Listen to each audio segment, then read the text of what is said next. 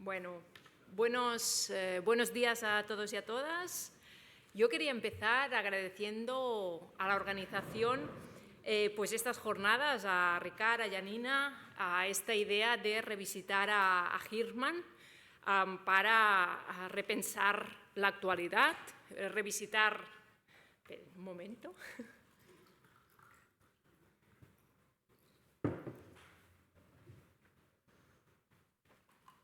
Pues esta idea que tuvieron de revisitar a Hirschman, que nos permite pensar la actualidad.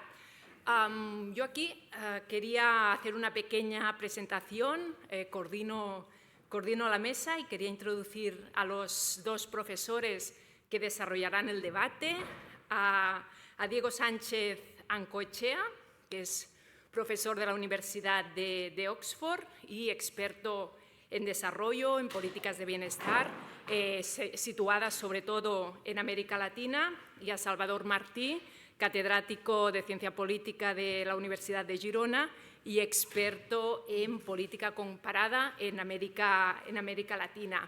Ellos van a situar el debate pues que se desarrollará en esta mesa, pero yo sí que quería introducir un poco pues, esta conversación, este debate, para recoger algunos elementos que se han planteado en la mesa anterior y darle el hilo que vamos pues, a llevar a cabo en esta mesa.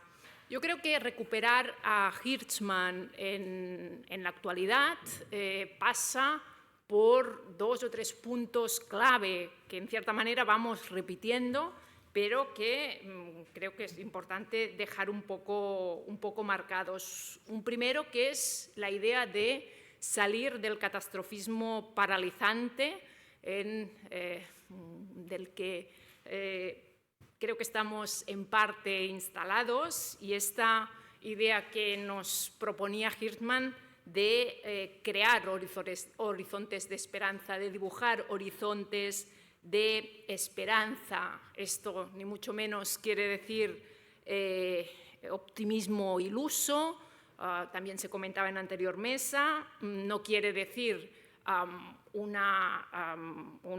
optimismo, diríamos, cegado de la realidad, pero sí esta apertura de horizontes de esperanza.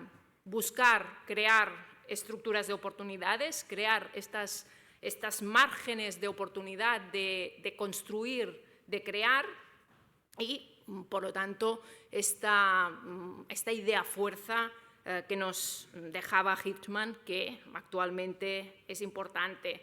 La segunda idea fuerza, yo creo que es la de reivindicar la capacidad de agencia sobre la idea de la agencia, el control sobre la política y, por lo tanto, la capacidad de generar acción. Y aquí el propio Hirschman, como también se ha recogido en la intervención anterior, el propio Hirschman y su vida muestran esta reivindicación de la capacidad de agencia. En primer lugar, su compromiso político, se contaba antes su participación en las brigadas internacionales en defensa de la Segunda República, la ayuda a los refugiados, se encuentra con el ciclo de los 60 y también pues su relación con estas movilizaciones, y otra dimensión que es su implicación en el diseño y la implementación de políticas públicas. Aquí también su vertiente también en esta idea de capacidad de agencia y, por lo tanto, de intervención.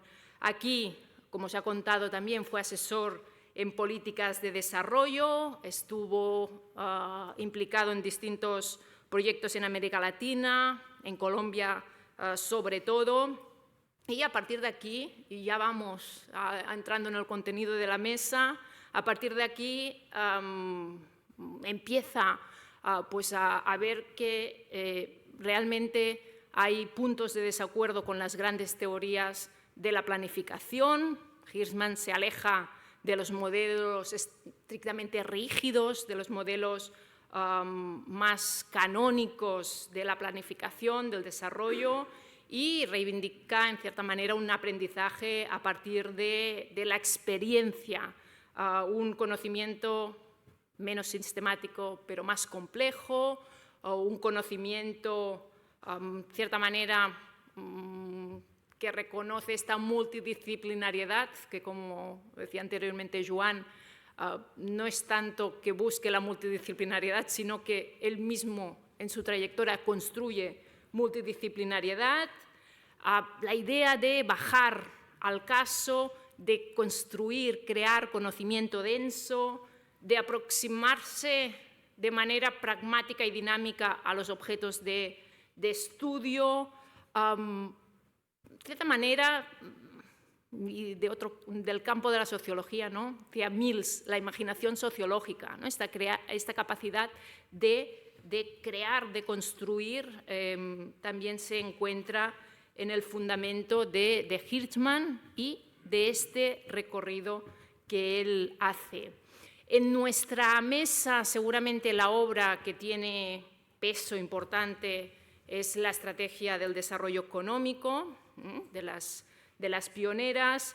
En su obra plantea, entre otras cosas, la idea del desarrollo desequilibrado, cómo hay territorios, sectores que van por delante en el desarrollo, haciendo desencadenar a otros, pero que de alguna forma habrá que ver intervención para que estas desigualdades puedan corregirse. La idea también plantea la idea de la importancia de la intervención de los sectores económicos, y aquí sí que con una suerte de discusión con la planificación o con la planificación más mainstream, de que tenía que haber una inversión generalizada en infraestructura y que esto ya generaría desarrollo. Y él, con esta idea de los casos, esta idea de las experiencias que pueden desencadenar desarrollo, pueden desencadenar procesos, cuestiona, diríamos, las políticas de planificación más mainstream. Y finalmente también introduce de manera importante, y esto lo va haciendo a lo largo de distintas obras, esta idea de la importancia de las dinámicas sociales y políticas.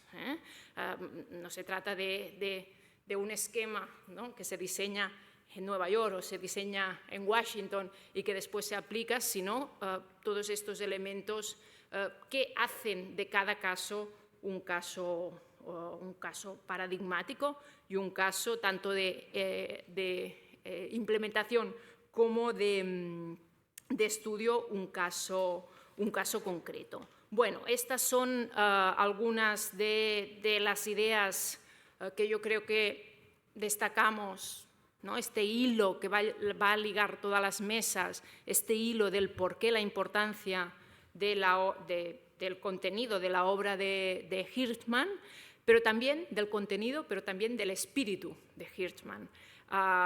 Este hilo que recoge todas las mesas y que en concreto, pues nuestra mesa sobre igualdades y desarrollo, pues se concreta pues en unas obras específicas, pero que los dos profesores que van a dialogar, pues que se van a centrar en cuestiones vinculadas en general a esta obra de Hirschman, pero van a ir más allá. Pues sin más, les dejo con, creo el orden es Diego Sánchez Ancoechea va a hacer la primera intervención y después Salvador Martí. Perfecto. Muchísimas gracias y muchísimas gracias también a Ricard y a Ina por la invitación. La verdad es que es un gusto estar aquí, es un gusto compartir mesa y poder con Salvador. Yo no trabajo directamente el tema de Hirschman, lo tengo que confesar, de primeras, pero sí que creo que parte del espíritu, como se mencionaba ahora, es importante, y es el espíritu para para hacerse una pregunta que claramente está detrás de buena parte del trabajo de la primera etapa, por lo menos de Hirschman, sobre cuál es la relación entre desarrollo y desigualdad y cómo se vinculan ambos. Y es, desde luego, una pregunta que también se decía antes, que voy a poner el tiempo, que en momentos como los que nos encontramos, en momentos contemporáneos, se convierte en una pregunta fundamental, no solo para los países del sur global, pero sin duda también para los países del norte. Sabemos que esa relación compleja y perniciosa hasta cierto punto entre desigualdad y desarrollo está detrás de muchos de los procesos políticos que estamos viendo en partes como en Estados Unidos, sin ningún tipo de duda. Para contestar a una pregunta como esta sobre la relación entre desarrollo y desigualdad, es absolutamente necesario utilizar, en mi opinión, un enfoque hirschmaniano, al menos en 3 sentidos. En primer lugar, necesitamos un enfoque multidisciplinar y hasta interdisciplinar. No se puede entender el tema de la desigualdad y el impacto de la desigualdad si no consideramos su dimensión social, su dimensión política, además de la dimensión, obviamente, económica. Tiene que ser un enfoque histórico.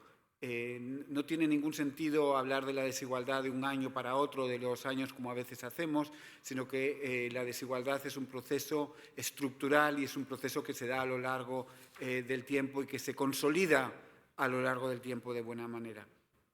Y en tercer lugar, tiene que estar basado no en el estudio de relaciones muy teóricas o muy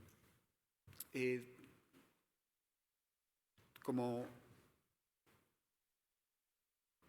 amplia, sino que tiene que estar dado dentro de contextos muy concretos y muy dados. Y es precisamente eso lo que voy a hacer en la presentación, y el contexto que tomo como importante es el de América Latina, claramente porque es una de las regiones, como muchos de vosotros sabréis, más desiguales del mundo. Aquí tenéis el porcentaje del 1% más rico de la población, comparando el nivel en América Latina y en el mundo en su conjunto. Estos son datos del World Income Inequality Database que dirige Thomas Piketty, y lo que se ve es que América Latina es significativamente más desigual que lo que ha sido la media mundial, tanto en el año 1980 como 40 años más tarde. Solo partes de África son más desiguales que lo que son América Latina. Por tanto, si queremos entender y analizar la relación entre desarrollo y desigualdad, tiene mucho sentido considerar el caso latinoamericano, que ese también va a ser el punto de partida para Salvador. Me gustaría, en ese sentido, pensar en la relación, por un lado, en la relación economía-desigualdad y, por el otro lado, en la relación política-desigualdad en la región y desde un punto de vista histórico. ¿Cuál ha sido el impacto de la desigualdad sobre la economía? La desigualdad en la región ha tenido toda una serie de costes significativos y me concentro fundamentalmente en 3. En primer lugar, nos encontramos con que una estructura de desigualdad y de concentración de la renta en pocas manos ha generado pocos incentivos para altos niveles de educación. Y esto lo encontramos a lo largo de todo el siglo XX. Así, si pensamos en cuál era la tasa de alfabetización en América Latina a principios del siglo XX, tenemos que en Bolivia era del solo 17%, en Brasil de solo un 15% o en México del solo 22%, comparado con un 100% en el caso de Canadá y de los Estados Unidos. Y esto era así no por un accidente, sino porque existía pocos incentivos para la élite para mantener una población educada. En la medida en que ellos tenían intereses económicos en sectores poco demandantes de capital humano, y por el otro lado veían el aumento de la educación como un riesgo, porque habría un aumento de las demandas por parte de la población.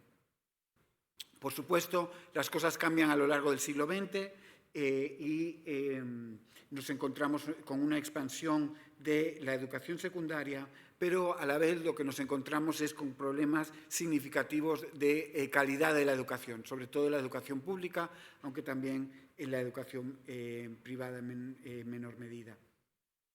Así, si buscamos los resultados de PISA, como sabéis, los exámenes que miden las capacidades en matemáticas y en lectura de los chicos latinoamericanos y chicas de 15 años, nos encontramos que hay un 63% de los latinoamericanos y latinoamericanas que no tienen el nivel esperado de lectura, comparado con de matemáticas, comparado con solo un 23% en los países ricos y un 9% en los países del Asia-Pacífico. En buena medida nos encontramos también, como os decía, que esa diferencia es particularmente significativa en las escuelas públicas, donde los niveles de calidad son muy inferiores a los de otros países como Estados Unidos, Turquía o España, como muestra un estudio reciente del 2024.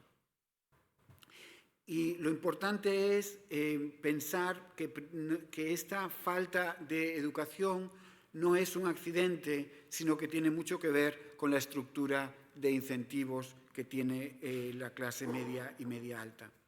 Esto queda muy bien reflejado en un informe que hizo el Banco Interamericano del Desarrollo, dos expertos en educación, en el año 2003 explican, y cito textualmente: en general, los hijos de las personas políticamente influyentes van a colegios privados en primaria y secundaria.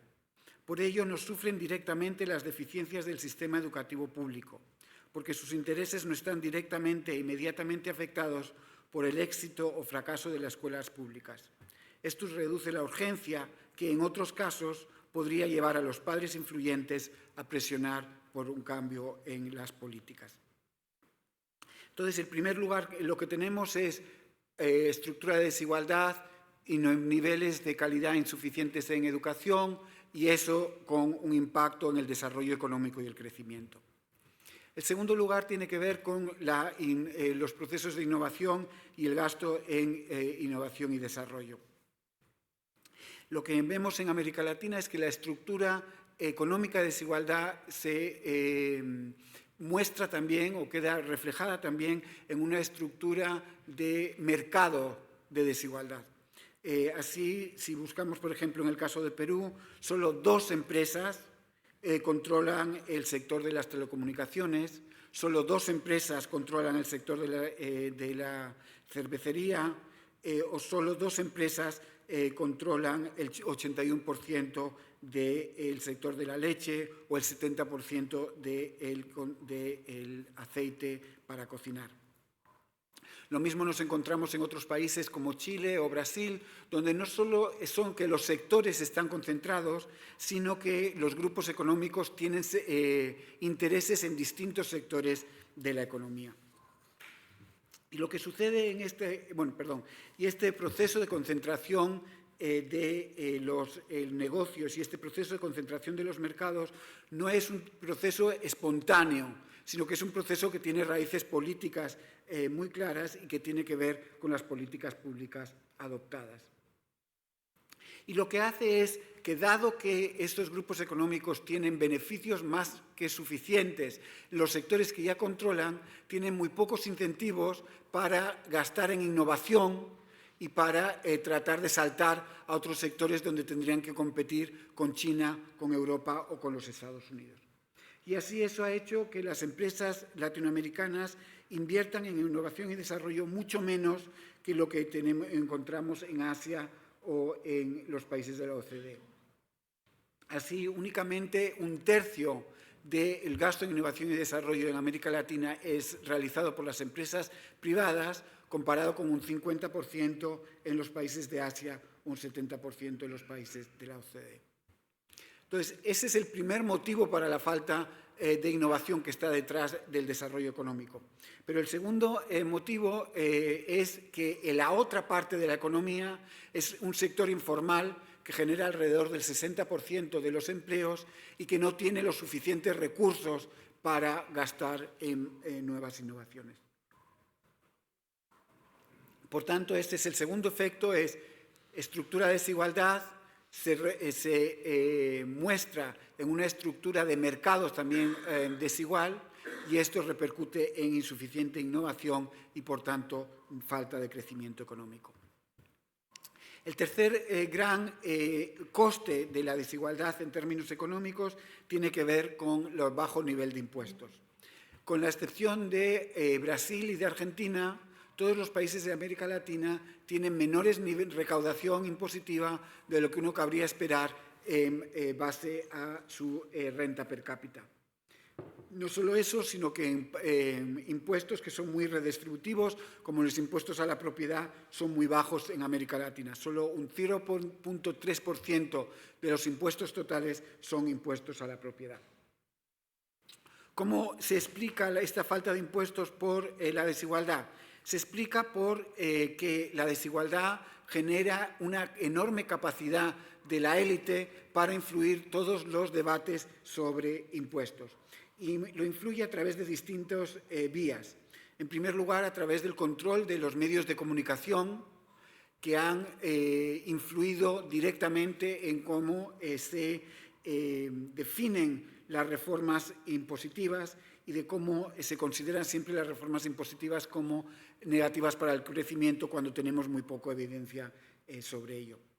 El segundo canal tiene que ver con las puertas giratorias que son tan comunes en América Latina. Es decir, la idea de que los altos cargos de las empresas privadas son los que luego se convierten en ministros de finanzas, en ministros de economía o en ministerios también como los del turismo, y de allí definen las políticas impositivas. Y en tercer lugar, tenemos, por supuesto, la forma en que los grupos económicos fundamentales financian las campañas electorales y de esa manera repercuten en la forma en que luego en las políticas públicas y reducen los incentivos para adoptar políticas impositivas activas. No solo, y ahí la relación entre desarrollo y desigualdad, no es solo que la desigualdad genera, como acabo de mostraros, falta de educación, falta de innovación y falta de impuestos, sino que esta es características de la economía repercuten en la desigualdad a través de la generación de mercados de trabajo duales, de mercados de trabajo donde hay una enorme diferencia en salarios según donde estés trabajando. Pues bien, esa tiene que ver con la relación entre desigualdad y crecimiento y desarrollo, pero es importante también utilizar un entendimiento del desarrollo desde un punto de vista más amplio y considerar la relación entre desigualdad e instituciones políticas. Así, en América Latina, la desigualdad ha influido en el tipo de instituciones generados a lo largo del tiempo.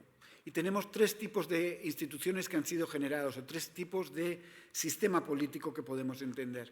En primer lugar, una democracia limitada, que fue la que caracterizó a América Latina a finales del siglo XIX y principios del siglo XX, pero también puede ser el tipo de democracia que nos vemos en estos momentos, el populismo y las dictaduras. ¿Cómo explica la desigualdad cada uno de ellos?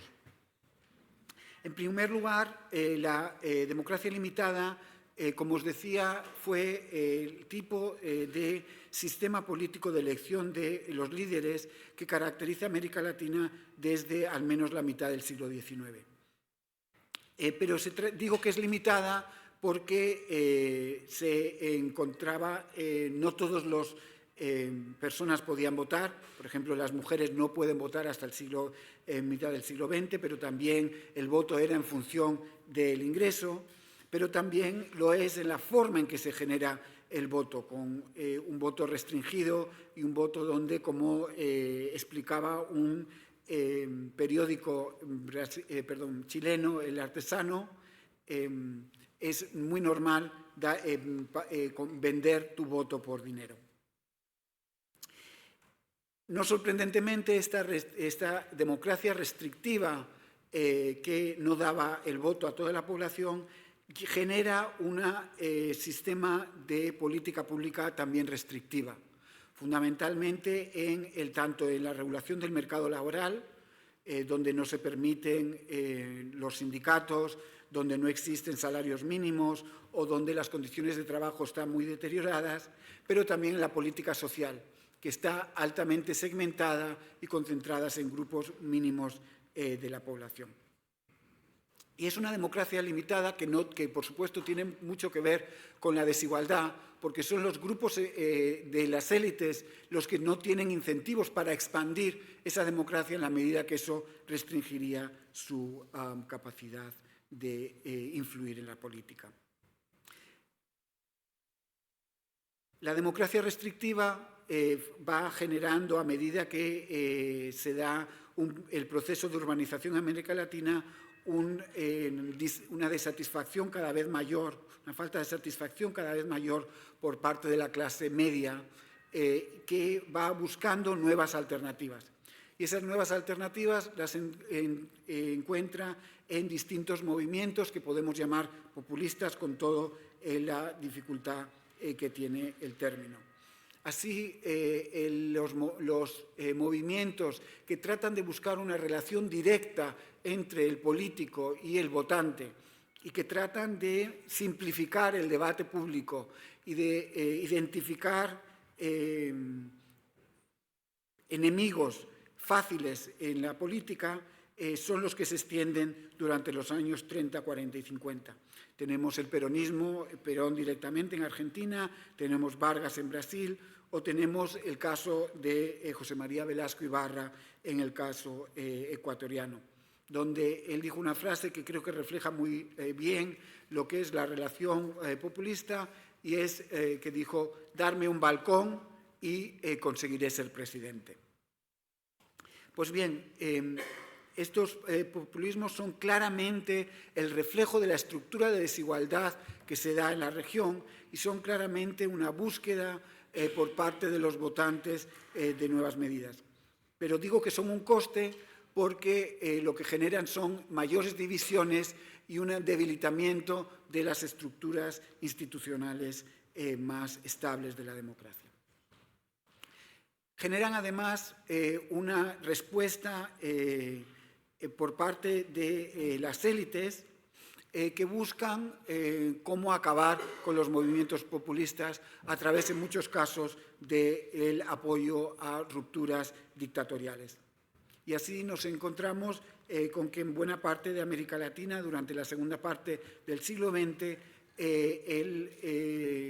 la oposición al populismo por parte de la élite genera las dictaduras. Por supuesto, las dictaduras son fundamentalmente la muestra más significativa del poder de la élite y también son una generación de desigualdad.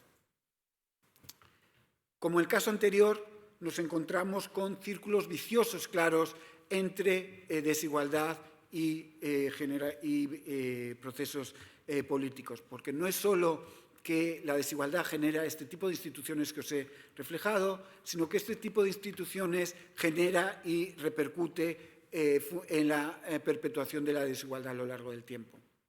La democracia limitada es una democracia capturada por la élite. Es una democracia donde las políticas públicas están determinadas fundamentalmente por los grupos económicos más poderosos, de forma directa o indirecta, y de esa manera se genera una mayor desigualdad a lo largo del tiempo. Obviamente la relación entre populismo y desigualdad es más compleja, pero digo que creo que al final el populismo crea también mayor desigualdad en la medida en que debilita las instituciones democráticas y en la medida en que genera inestabilidad económica a lo largo del tiempo. Y, por supuesto, el caso más significativo tiene que ver con las dictaduras, donde el aumento de la desigualdad fue muy significativo. Así tenemos los casos de Brasil y los casos de Chile, donde el decil más alto de la población aumentó su nivel de ingreso de forma muy significativa durante el periodo pinochetista y de la dictadura brasileña. Bien, por tanto, espero haberos convencido de que desde un punto de vista multidisciplinar, si queremos ver y entender la relación entre desigualdad y crecimiento y desigualdad y política pública, tenemos que entender o ver el contexto latinoamericano y cómo éste se ha perpetuado a lo largo del tiempo. Esa desigualdad ha generado y está generando estas mismas divergencias en este momento. Entonces, me gustaría acabar la presentación mostrándoos que no es solo un tema histórico, sino que América Latina se encuentra en un momento muy complejo y muy complicado, precisamente por el efecto de esos círculos viciosos de la desigualdad que decía anteriormente. Se encuentra en un momento complicado porque no es capaz de converger con respecto a los países más ricos del mundo. Ahí lo que tenéis en el gráfico, en amarillo, es la relación entre el PIB per cápita de América Latina y el PIB per cápita de las economías avanzadas. Y como veis, ha habido un proceso continuo de divergencia desde los años 90, en los que América Latina no es capaz de crecer al mismo ritmo que los países del norte. Y de hecho, si queremos entender la inestabilidad política que se ha dado en América Latina desde los años 90, con swings desde la derecha a la izquierda y con movimientos en este momento cuasi antidemocráticos, tenemos que tener muy presente el gráfico que aquí os muestro.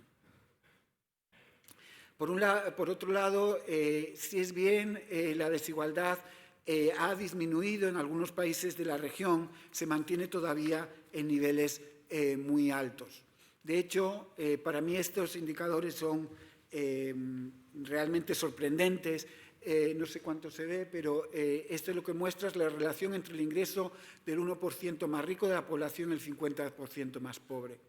Y lo que veis es que en países como Perú o como México, el 1% tiene 4 veces más renta que el 50% más pobre de la población.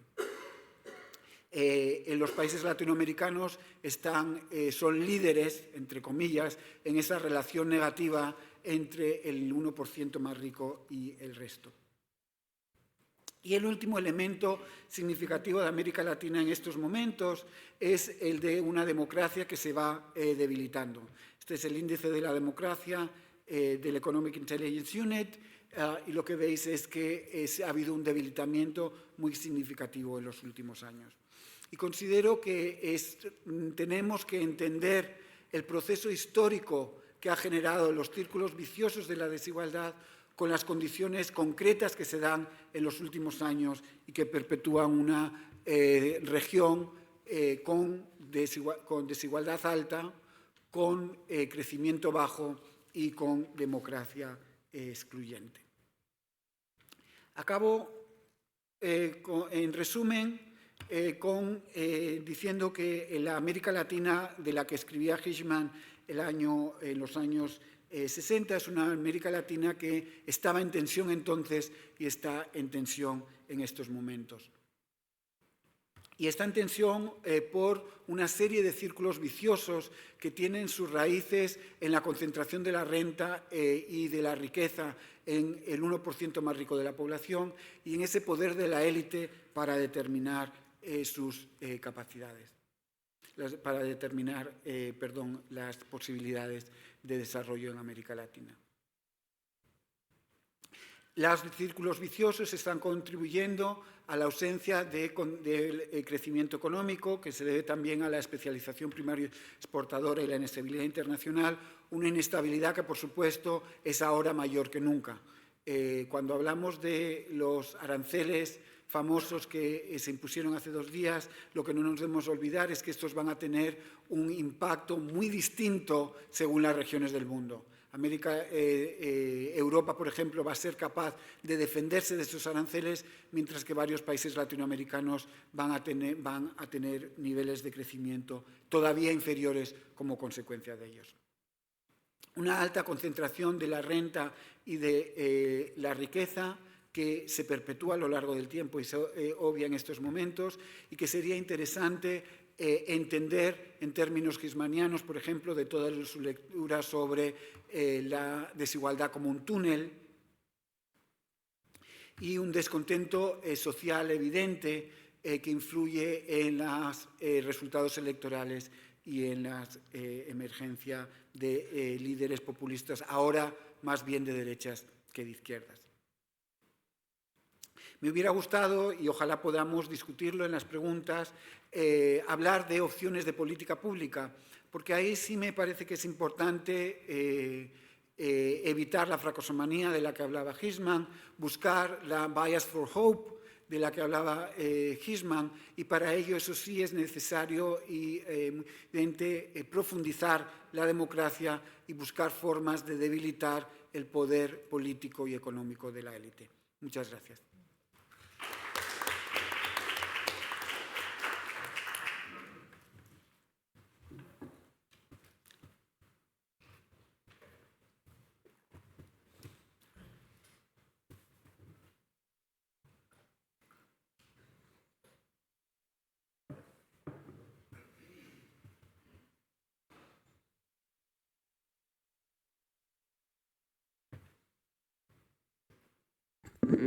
Hola, bones. Doncs ara em toca fer una petita intervención. Cambio el registro. Veo que estáis hablando en castellano, quizás porque vais a registrar y veis para un público que también más, digamos, mayoritario. Bien, en cualquier caso, muchísimas gracias por invitarme. Ha sido un placer poder compartir la mesa con todos los nombres que vienen. Probablemente muchos de los que están aquí sentados, muchos van a hablar, pero muchos que están sentados y no hablarán también podrían hablar y podrían hacerlo muy bien. Por lo tanto, me genera, digamos, una cierta tensión en el sentido hirschmaniano poder decir algo sensato aquí, sobre todo después de lo que se ha dicho. Siempre les digo a mis estudiantes que antes de empezar a clase, antes de empezar el curso, que tengan pocas expectativas sobre la conferencia, en ese caso sobre las clases, que es un tema muy importante para la vida, ¿no? Si uno tiene muchas expectativas, luego sale frustrado, no tenga muchas expectativas sobre los 20 minutos de lo que voy a hablar. Pero me convencieron Janina, Gemma, Ricard, son buenos amigos, me dijeron que viniera a hablar de Hirschman. No soy experto en Hirschman, me he ido tropezando con Hirschman a lo largo de mi formación. Incluso algunas veces, hace como ya más de 30 años, lo cité en un par de concursos de titularidad cuando nadie lo citaba. No gané, no las gané, esas plazas, pero había Miquel Caminal que me dijo, ¡qué bien! Hace años que no veía citado a Hirschman y usted en este ejercicio al que no le damos la plaza trabaja y dialoga con Hirschman, ¿no? Con lo cual pensé que, bueno, que es lo más bonito que me dijeron en ese concurso, ¿no? Estamos hablando del 97. Pero bueno, por lo tanto siempre he llevado un cierto cariño, ¿no? Con Hirschman, también porque ha trabajado América Latina, hablaba de América Latina. Y bueno, ya quedé impresionadísimo cuando sin ninguna expectativa vi lo que ahora mira la gente por la noche, una serie que se llama Transatlántico, me dijeron que era buena, y cuando, sin saberlo, al cabo de un rato vi que el galán era Hirschman. No digo, este chico guapo, listo, y que hace todas esas trapacerías y que salva, ¿no?, a refugiados eruditos, es Hirschman, y eso ya me quedé anonadado, ¿no? Pero bueno, dicho eso, cuando me invitaron para hablar de Hirschman, pensé que quizás el mejor tributo es pensar, ¿no?, cómo las formas en que he ido viendo y trabajando América Latina tenían inspiración hirschmaniana, ¿sí? En gran medida porque buena parte de mi trayectoria en el estudio de América Latina tiene que ver con no tener plan y con las cuestiones de la contingencia vital, ¿sí? Por lo tanto, un poco a partir de ahí pensé, ¿no? Y además lo traduje todo en catalán, ¿no? Porque vi que el título del seminari perquè llegi Albert Hirschman, pues hice estas transparencias, ¿no? Que están en gran medida basadas en la lógica un poco de la relación entre Hirschman y América Latina, ¿no? Que la tuvo, como saben, ¿no? En los años en Colombia, que son del 52 al 56, un país que salía de la guerra civil, un país con muchísimos problemas. Es un país que, contra todo pronóstico, fascinó a algunos de los grandes eruditos del siglo XX, entre otros también Eric Hobsbawm, ¿no? Que tiene trabajos sobre Colombia en la matanza y buena parte de sus trabajos sobre cómo los bandoleros se transforman posteriormente en guerrilleros y cómo nace el periodo de la violencia, también son esos elementos, ¿no? Que hay algunos pensadores de la segunda parte del siglo XX que se enfocan y que van a Colombia a trabajar, a hacer trabajo de campo. Uno de ellos es Hirschman. Y luego también la relación que tendrá con los dependentistas, ¿no? Con Cardoso, con Faleto, ¿no? Y el diálogo que tienen, ¿no? Quizás una de las cosas que creo importantes, ¿no? Es que critica de forma sistemática, ¿no? Hirschman las visiones top-down, ¿no? Es decir, esas teorías más deterministas, más holísticas, ¿no? Él las critica a posteriori, pero también cuando uno lee los debates y las broncas que tenía con el director del Banco Mundial y su equipo en Bogotá, pues un poco este es uno de los temas más importantes, ¿no? Y luego también la integración que hace de la teoría en la práctica cotidiana, ¿no? Y en la observación, en los casos, esto se ha hablado anteriormente, ¿no? Y luego esa aproximación, no sé si posibilista queda feo, y si alguien se llama posibilista, ¿no? Casi lo insultan, o reformista también, ¿no? Pero sí muy de la empiria, ¿no? Del qué podemos hacer, ¿no? Con lo que tenemos, ¿no? Para ir tirando para adelante. Y en ese sentido también critica mucho a Edmund Burke, pero a la vez toma muchos elementos de Edmund Burke, ¿no? Que es una de las personas, uno de los pensadores, ¿no? Que en reflexiones sobre la Revolución Francesa es quizá más interesante, ¿no? Porque hace una enmienda a la totalidad de la Revolución Francesa para defender la Revolución Británica. Es decir, no es como Demetre, que quiere ir a un pasado reaccionario idealizado, sino decir, bueno, Burke dice, hay una revolución buena, es la mía, que es la británica, porque se basa sobre todo en la vida cotidiana y mucho más en los derechos como algo tangible y no como algo genérico, universal, idealista, ¿no? Y en ese sentido, esa aproximación de por dónde podemos hasta cierto punto mejorar, eso es un tema muy interesante. Y luego una visión, ¿no? Optimista, no en el sentido,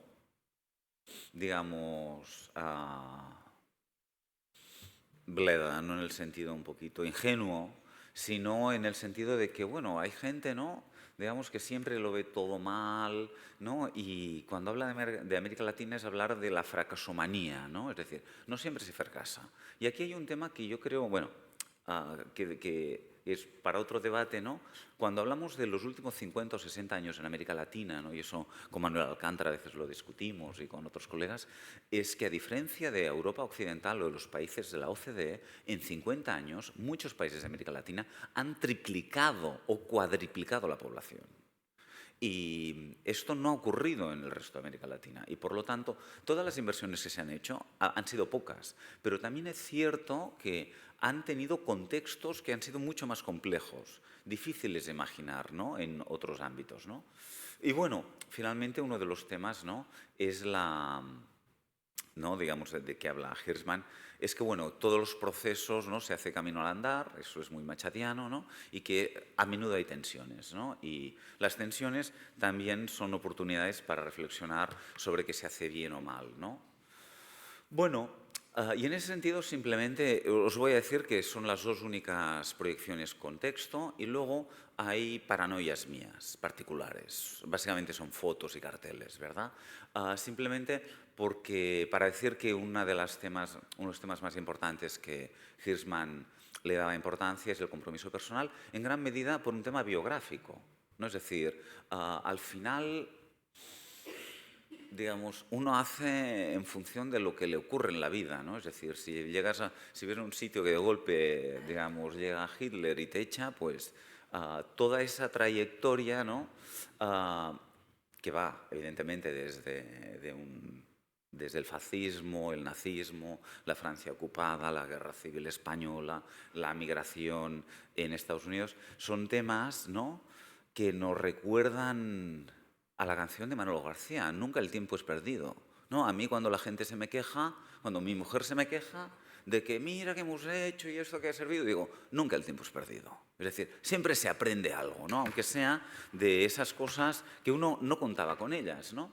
Y en ese sentido, yo creo que hay siempre en ese ámbito, ¿no?, un sesgo, ¿no?, hacia una visión, ¿no?, como hemos dicho, de que algo se aprende en el camino, ¿no?, que las decisiones son importantes y, bueno, y la importancia un poquito de la creatividad, ¿no? Es decir, de intentar ir para adelante, ¿no? Bueno, esto es un poquito, ¿no?, la parte más hirschmaniana, ¿no? Y ahora viene una parte que es un poquito más, no sé si diríamos introspectiva, ¿no?, más psicoanalítica, y os pido perdón, digamos, porque es un tema más personal y utilizáis, ¿no?, de terapia personal, ¿no? Pero en gran medida, cuando yo terminé mi grado y empecé un poquito el posgrado, estaba en un centro donde la gente era muy buena, pero además era sensata, ¿no? Estaba Joan Subirats, estaba Ricard Gomà, estaba Josep María Vallès, era gente sensata, hacía cosas sensatas, y yo terminé y dije, antes de terminar la licenciatura me fui a Nicaragua porque estaba en redes de solidaridad con gente y pensé que era un espacio interesante, ¿no? También porque lo veía muy de lejos, ¿no? Si ahora mi hija me dice, me voy a Somalia, que hay guerra y es interesante, le diré, Dios, ¿no? Pero, digamos, en cualquier caso me fui para allá, ¿no? Y bueno, y un poquito porque fui, pues en gran medida porque era un espacio idealizado, sospecho, desde el norte, donde la gente, las redes de solidaridad con América Central eran muy potentes en el periodo post-transición en España, en los años 80, ¿no? Y probablemente porque, bueno, porque no consiguieron, digamos, un mundo idílico, sus proyectos en la España de la transición, los que lucharon en el tardofranquismo y, bueno, cuando se institucionaliza la democracia hay un importante caldo de cultivo de movimiento de solidaridad, de ayuda con Nicaragua, no solo en España, sino en Europa, en el mundo, en América Latina, Estados Unidos, ¿no? Por lo tanto, había una red internacional muy importante de solidaridad, no solo en Nicaragua, también en América Central. Y, bueno, yo que era de Pobla, ¿no? Yo que era de Bañolas y tal, llego a la Autónoma de Barcelona y no mucho movimiento, y pienso, ahí debe haber cosas interesantes, y me voy para allá. Ricard Gomà tiene el cariño de dirigirme la tesis, ¿no? Pero era una rara avis, porque ahí hacen cosas serias, hacían instituciones, políticas públicas, tal. Bueno, total, que yo me voy para allá, ¿no? Claro, ¿qué ocurre? Que una vez llego ahí, uno se da cuenta que para estudiar lo que ha pasado en un país chiquito, tiene poco sentido solo estudiar Nicaragua. De golpe dices, no me entero de nada si no estudio la región en el sentido más, digamos,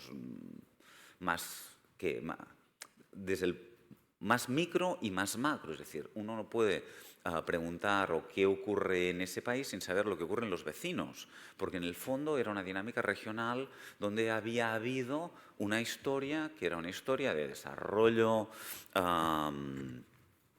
excluyente, de violencia, de procesos de dictadores sátrapas, de matanzas, y luego uno descubre lo que ha ocurrido en El Salvador, lo que ocurre en Guatemala, lo que ocurre, digamos, en Honduras y en Costa Rica y en Panamá, y luego, evidentemente, uno se da cuenta que todo eso es muy importante en el marco de lo que podríamos llamar el Gran Caribe, donde Cuba tiene una trascendencia importante, no solo de la Revolución del 59, y toda la geopolítica en un periodo que os he puesto un mapa precioso que lo he perdido en tantas mudanzas, pero lo tenía, me lo regaló en Illinois, tuve una Fulbright cuando estuve no en Illinois, en Illinois, pero no en Chicago, estaba en un campus de la University of Southern Illinois, y un profe demócrata yo era jovencito, me vio con tanto interés y tanto entusiasmo con ese mapa, me lo regaló. Y yo le puse un metacrilato, lo tenía durante mucho tiempo, lo tuve en despachos varios, y el tema de las mudanzas ha hecho que ha desaparecido, pero lo encontré por internet. Y ahora seguro que habrá un The Wall According Donald Trump. Eso es ya debe existir ya, pero esto es simpático y es el de Ronald Reagan, ¿no? Y aquí está, bueno, podéis deleitaros un poquito con este mapa, es chulo, ¿no? Pero claro, si no sabías, una de las cosas es que uno va a buscar qué ha pasado en ese país excepcional, que ha habido una revolución, y luego lo que se da cuenta es que eso solo es comprensible si uno va mirando la historia y el contexto, ¿no? Y luego también uno se da cuenta que muchas veces a uno le interesa lo llamativo, que es la revolución, ¿no? Luego ya ve que esa revolución es un poco caos, pero lo llamativo, y luego ve que muchas veces nos entusiasma la excepción, pero la excepción es excepcional. Luego, uno necesita saber por qué ese caso, digamos, ahora con cariño, digo, es un caso de éxito. Luego, ¿no? ¿Por qué triunfa una insurrección? Pero luego uno mira cuáles son las condiciones para que esto se dé y para que no se haya dado ni en El Salvador, ni en Guatemala, y por qué Costa Rica ha llegado a una democracia liberal, y por qué en Honduras hay un país bananero, y por qué todo eso, ¿no? Y qué rol ha tenido México, qué rol ha tenido Estados Unidos. Luego, uno para comprender eso tiene que comprender por qué hay la combinación casuística de muchas cuestiones que no os voy a hablar porque están aquí puestas, ¿no? Que tiene que ver con el tipo de Estado, tiene que ver las relaciones internacionales, tiene que ver la frustración colectiva, pero también cómo se compaginan los actores políticos en el sentido de discursivo, de capacidad de fuego, en el tema de alianzas transclase, ¿no? Y también las bases sociales, ¿no? Y un poquito el tema es ver y comparar países, ¿no? Y de golpe uno se da cuenta que ha trabajado una excepción, pero que todo es bastante excepcional. Y uno tiene que mirar por qué en un sitio hay democracia liberal, por qué en otro ha habido una dictadura, por qué otro ha habido un empate guerrillero, por qué otro gana la insurrección y la relación, digamos, entre todos esos países. Y luego hay un tema que yo creo que sí es muy importante en el ámbito de Hirschman, que es que cuando llega la revolución tiene grandes planes de desarrollo. A lo Banco Mundial, pero inverso, ¿no? Es decir, llega un país, en un país llega una formación política guerrillera al poder y pretende hacer una mega revolución agraria, una mega revolución en el ámbito comercial, en el ámbito educativo y en todos los ámbitos, ¿no? Y cómo básicamente utiliza planes que casi se los deja Bulgaria vía Cuba, ¿no? Y llegan y quieren hacer una transformación de la realidad de un día para otro. Y claro, no encaja. Los planes no solo no encajan, sino que son, digamos, una locura, ¿no? Yo me metí a trabajar mucho en los temas de reforma agraria y sus impactos y en los temas de cómo esto se vinculaba a todo el tema del comercio, tanto micro de los campesinos como macro de las exportaciones, de la inserción del país en mejores términos relativos en el comercio internacional. Y claro,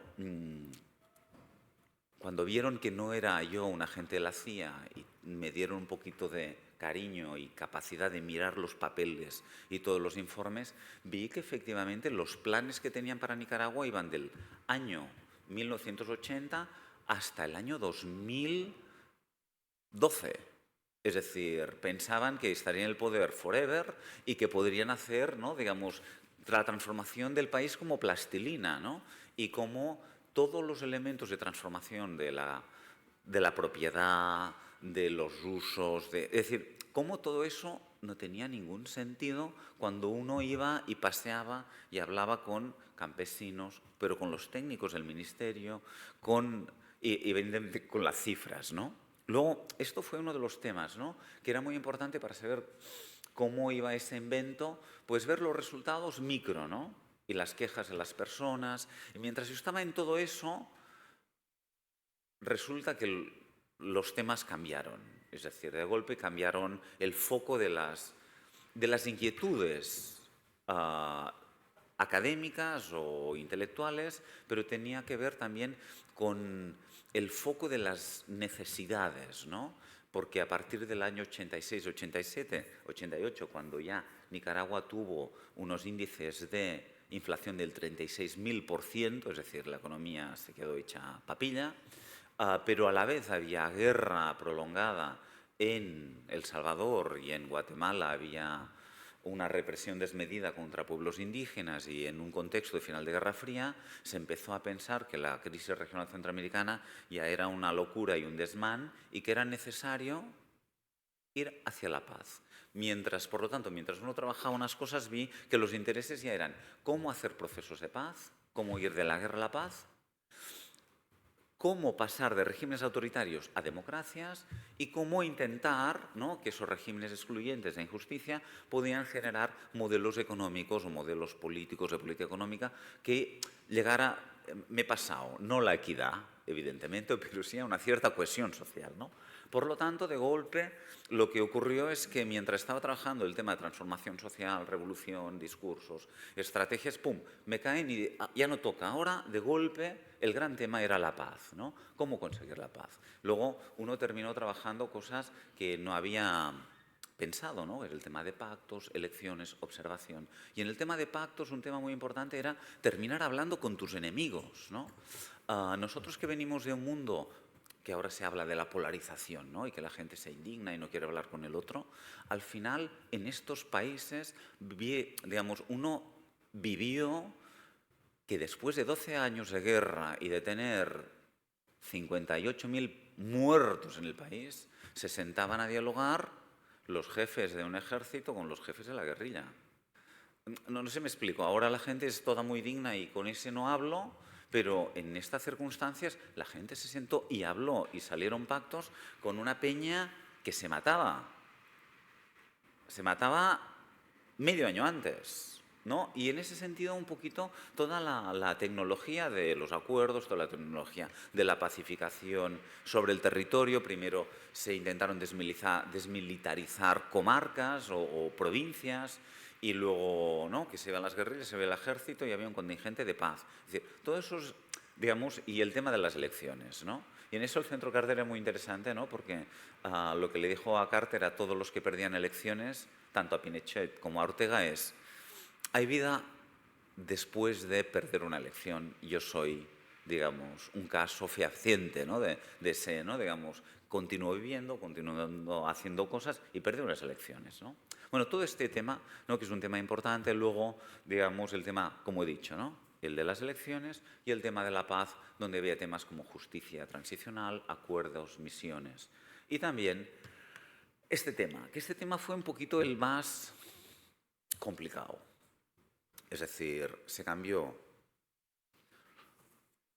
de la guerra a la paz, del autoritarismo a unas democracias liberales, y luego se quería cambiar de unos modelos económicos excluyentes a unos, ¿no?, que pudieran generar cohesión social, ¿no? Y eso es evidentemente lo que peor salió, porque a diferencia de Europa, después de la Segunda Guerra Mundial hubo planes Marshall, lo que sí se vio es que en Centroamérica, después de guerra y después de años de crecimiento excluyente, lo que llegó fueron planes de austeridad muy duros, en los que mutó el poder relativo del Estado frente al mercado, frente a la globalización, y generó muchísima desigualdad, más desigualdad en un movimiento, digamos, de posguerra, donde había muchas familias y sobre todo muchos menores desamparados, ¿no?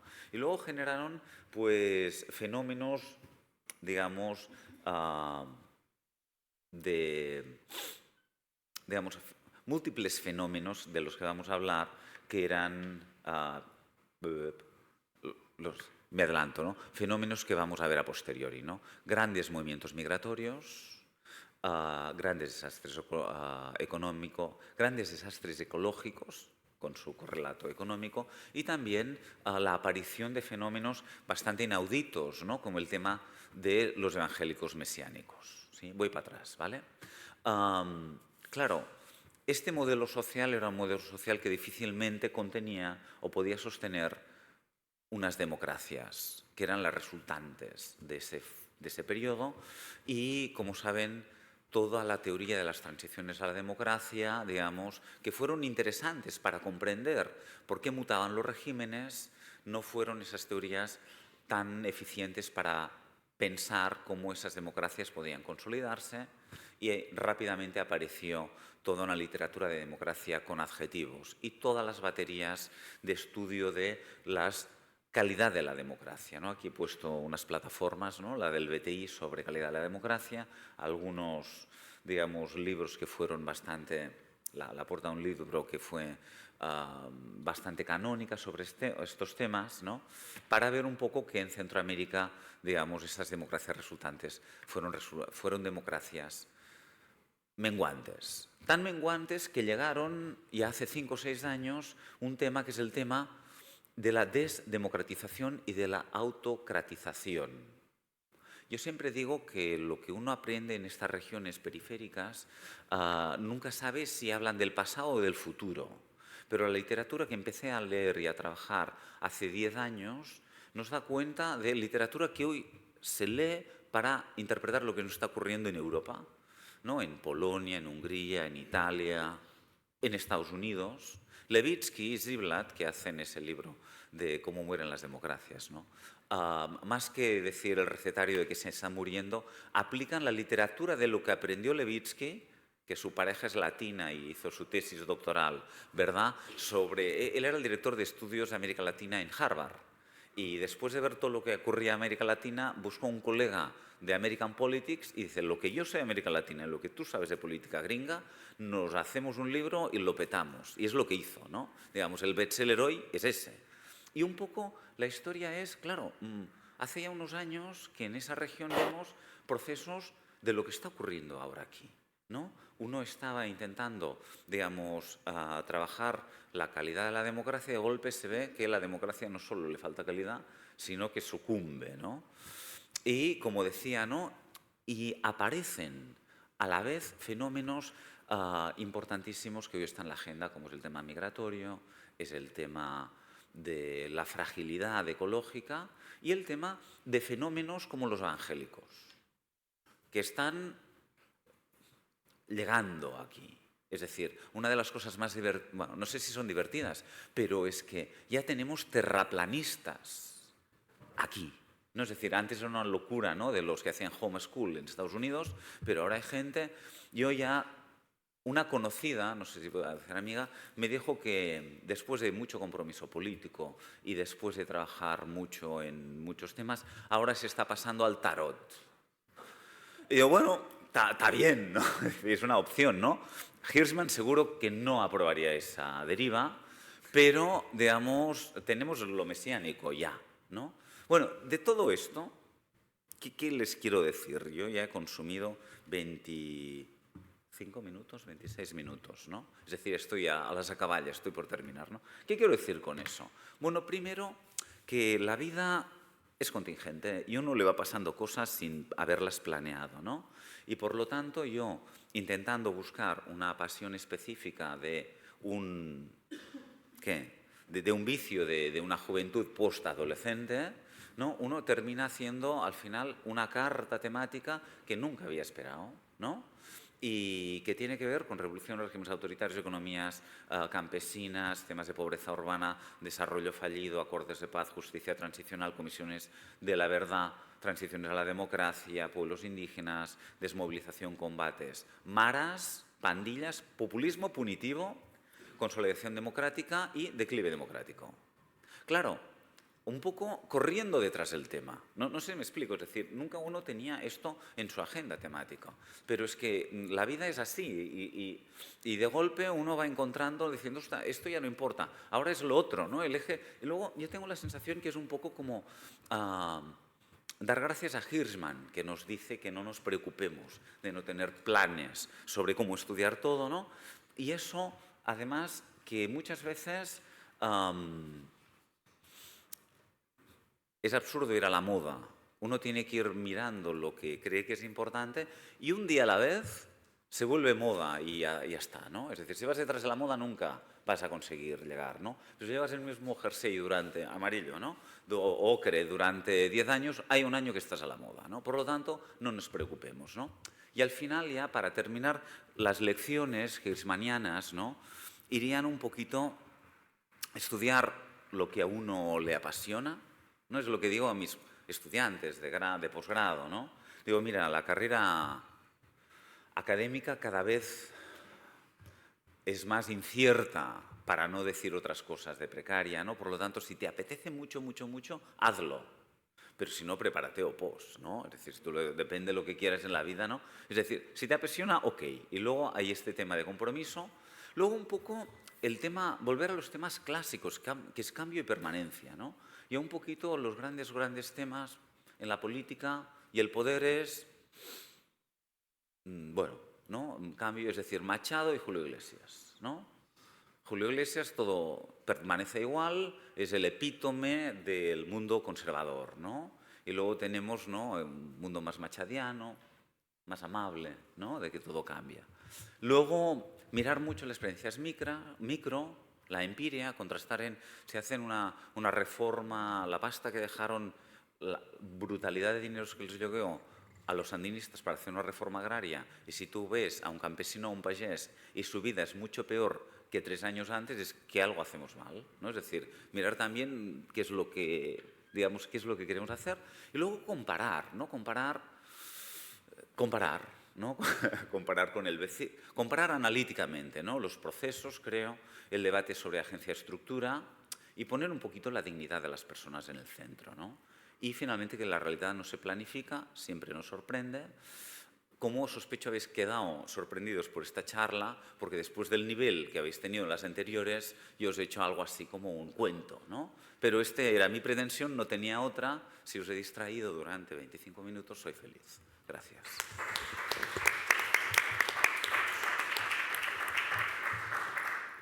Bueno, pues ahora tenemos un ratito para intervenciones, sugerencias, ideas. Janina y por ahí más. ¿Sí? Sí, muchísimas gracias por las 3 intervenciones.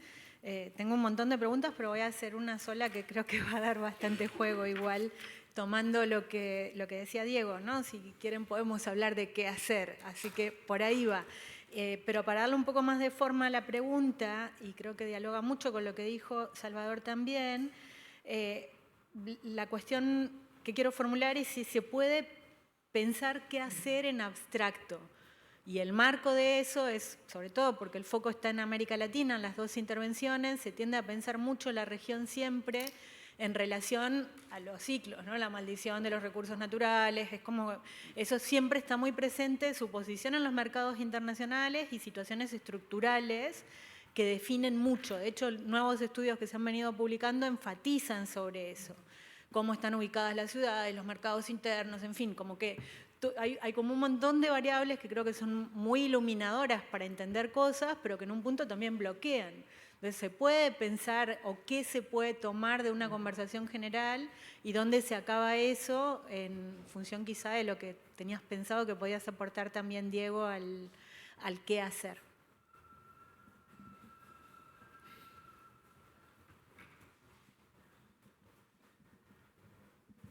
Sí, bueno, primero muchísimas gracias por las intervenciones. Una pequeña anécdota personal, pero que iría un poco en la línea de lo que Diego planteaba, incluso sobre ese posibilismo. Yo he vivido 2 experiencias con 20 años de diferencia en Brasil. En Río de Janeiro hay un tranvía que le llama el Bonde de Santa Teresa que te lleva a las favelas, ¿no? Recuerdo que la primera vez en el año 85, poco más allá del puente, la policía nos sacó fuera y nos dijo, no, es que de aquí para arriba nunca entramos. Volver en el año 2009, con Salvador, Diego y otros, que acabamos comiendo en el barrio Santa Teresa, habíamos subido con el bondi y niños jugando en la calle con pelotas y sobre todo llevaba una camiseta que era el nombre de la escuela, porque había el Bossa Escola, y había ya eran los gobiernos de Lula y había el Bossa Familia y el Bossa Escola. Y niños que podían haber acabado seguramente en la delincuencia, vendiendo alguna cosa de lo que fuera, y resulta que tú los veías allá escolarizados, y bueno, algunos soñando con ser un Messi, bueno, eso ya es otra cosa. Pero lo importante es de que había una relación y parecía que se vivía una integración social, o como mínimo el foráneo no solo no era repelido, sino que era plenamente integrado. Y eso me parece que es muy digno de una sociedad, y a lo mejor es una medida que puede parecer pobre, puede parecer poca, pero eran políticas públicas sociales de integración de algún tipo. Y recuerdo que a eso se le llamaba socialismo herbívoro, o una cosa así en su momento, ¿no? Y luego había el socialismo carnívoro.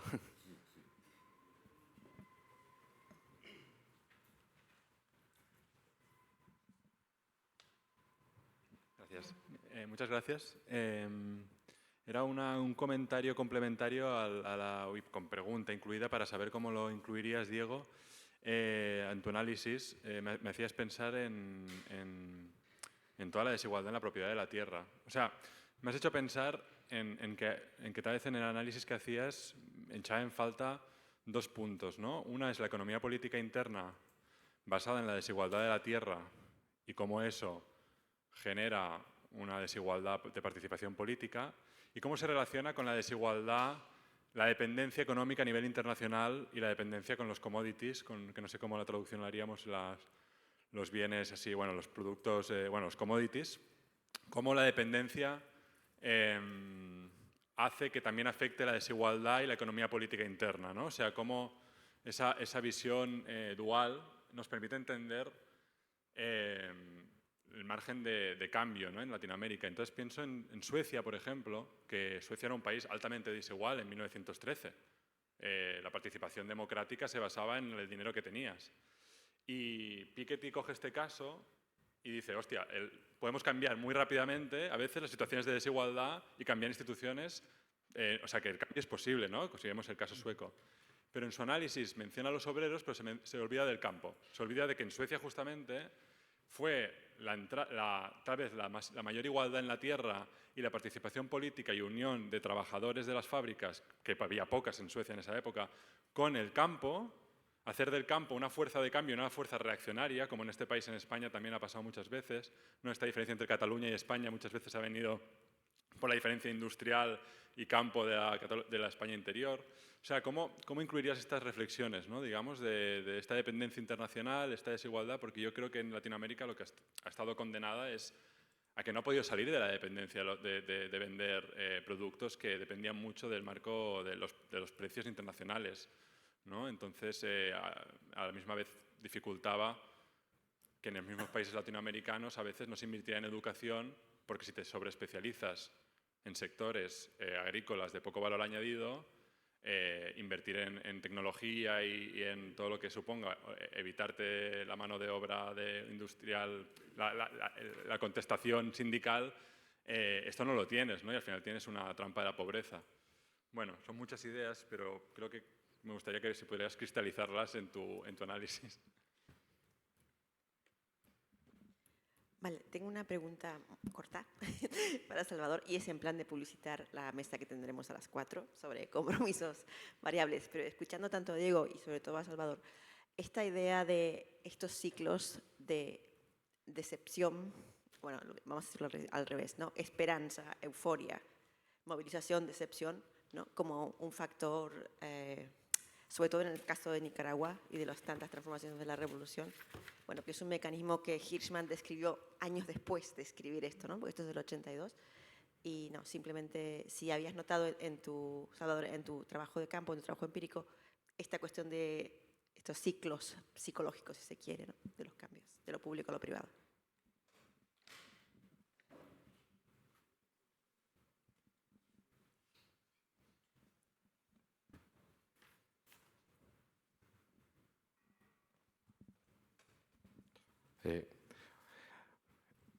Para Salvador, me gustó mucho tu intervención, me pareció muy interesante, muy curiosa la manera que has tenido de enfocar las enseñanzas hirschmanianas.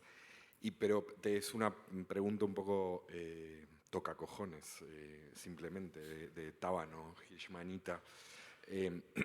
Cuando has dicho lo de que me ha interesado mucho esta idea, que la has dicho así espontáneamente, creo que a Hirschman le interesaría mucho para criticarte, pero para preguntarte y criticarte, cuando estudio, cuando conozco lugares periféricos, has dicho, no sé muy bien si son el pasado o el futuro.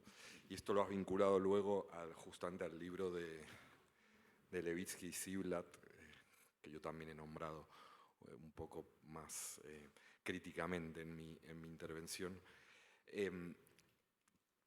Claro, esta idea de que está el futuro y el pasado y está representado geográficamente además, implica la idea de que realmente hay un progreso lineal con un pasado y un futuro predeterminados a los que de un modo u otro vamos a llegar nosotros, en este caso los que estamos en el primer mundo, perdón, y podemos aprender o desaprender del tercer mundo, ¿no? Algo así. Creo que a Hirschman esto le provocaría, o sea, tendría mucho que discutir y me interesaba, nada, señalarlo para ver qué puede decir.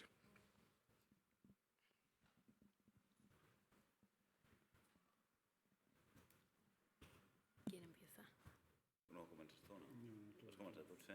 Bueno. Me ha delegado que empiece yo. Eso, ser amigo tiene estos problemas, ¿verdad? Es la confianza. Básicamente yo creo que hay dos cuestiones relacionadas con mi intervención. En primer lugar, responder a Santiago, que siempre da un poco de pavor, porque él es especialista en Hirschman, ¿no? Luego, cuando me dice eso, cuando ha dicho, me ha gustado y la he encontrado curiosa. Sí, es que un día invité a unos amigos y hice un arroz en la olla express.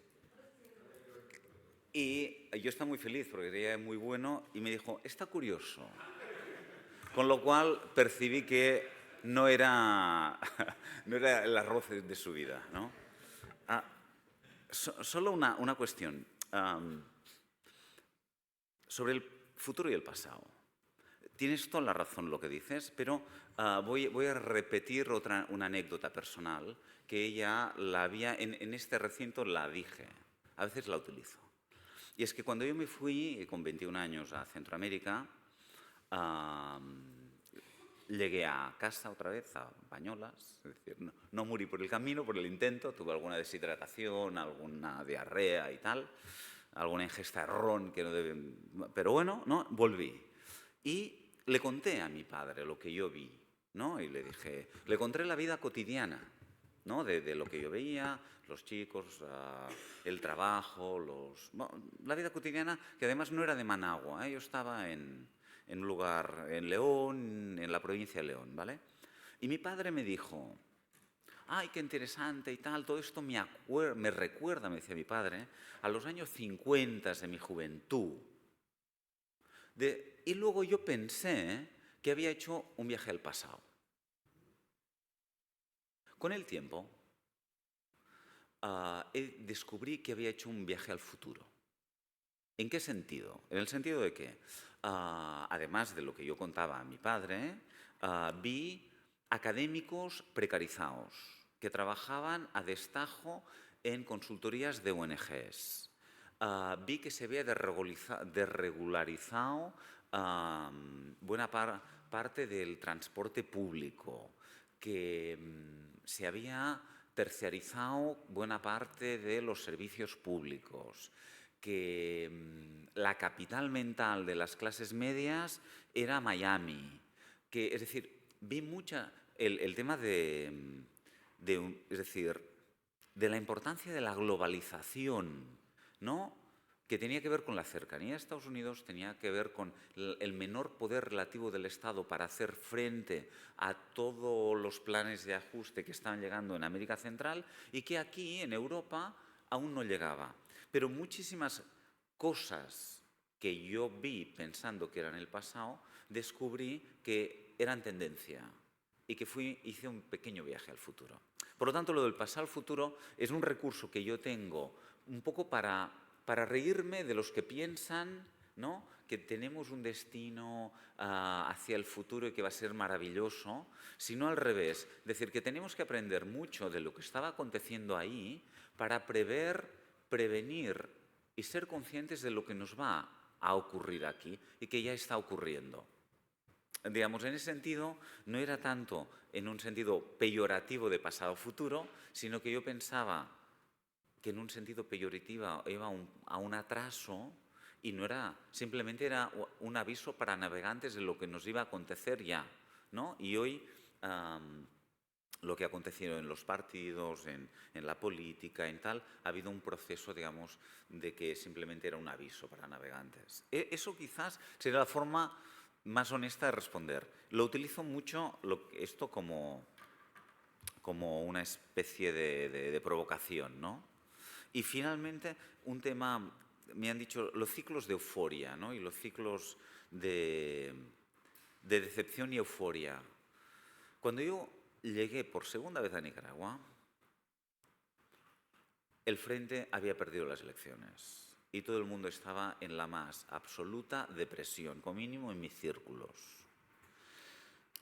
Yo pensaba que había ido al peor lugar del mundo en el peor momento, sin embargo fue una gran lección existencial y personal, pero luego me fui a El Salvador y estaba en los acuerdos de paz del año 92. Y en Guatemala estaban a punto de firmar los acuerdos de paz que se firmaron finalmente en el 96. Luego venía a un lugar depresivo, llegaba a El Salvador a un lugar de luz, ¿no? Y en ese sentido sí es cierto que muchas veces se vive en función de periodos de euforia o fracaso colectivo, en el que probablemente Hirschman diría, bueno, digamos, cuando todo es oscuro hay luz en algún sitio, cuando todo es claro vigilen, no la vayamos a cagar, ¿no? Es decir, yo tengo la sensación que sí hay momentos, de la misma manera que hoy estamos en un momentum, sino negro-pardo, digamos, ¿no? Digamos, sí, y negro, y por lo tanto tenemos que ver por escletxes a llum, ¿no?, por dónde hay algún tal, ¿no? Y luego, simplemente, para terminar, hay otro personaje que es una rara avis académica, James C. Scott, que no sé si para otro seminario, digamos, podríamos releer a Scott, ¿no? Scott, que murió hace poco, lo conocí. Yo lo conocí a él, él no me conoció a mí, es decir, hablé un ratito con él porque lo invitaron en la UNAM, en México, estaba en la UNAM cuando lo invitaron, hizo un par de seminarios y tal, y hizo una cosa muy hirschmaniana, ¿no? En un auditorio le preguntaron a James Scott qué leía él.